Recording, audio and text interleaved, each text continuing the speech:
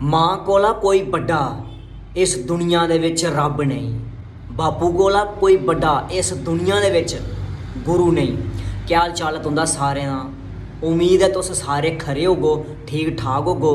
Duggar series YouTube channel ते कन्नै Facebook page Duggar series उपर तुंदा सारें दा मलाल है।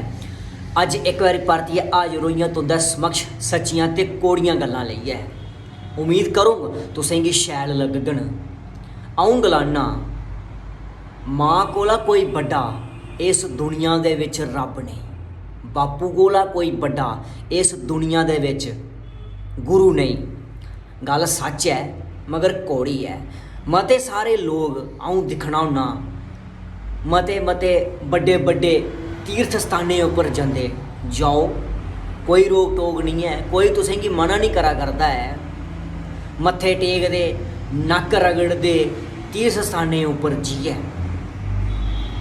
माँ बब्ब तड़फा करदे न, पानिये दी बूंदा वास्ते तरसा करदे न, कोई पानिया वास्ते नहीं पुच्छा करदा।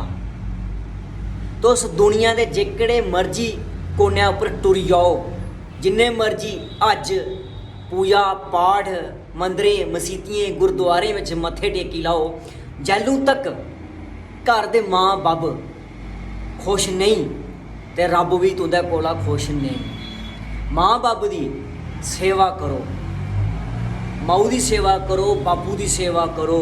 अगर उनकी सेवा करी उड़ी तुंदी हर चीज़ मनोई जानी है, रब भी खुश हो जाना तुंदे कोला। जेके लोग माँ बब्ब गी सुटियै तीर्थ स्थानें उपर अज करा करदे न या मत्थे टेका करदे न या कुदै भी जा करदे न, उनेंगी अऊं ये गलाना कि मत्थे टेकने कोला चंगा है माँ बब्ब दी सेवा करो। माँ बब्ब दी सेवा करगो ते मेवा भी थोना है तुसेंगी ते रब भी खुश होना।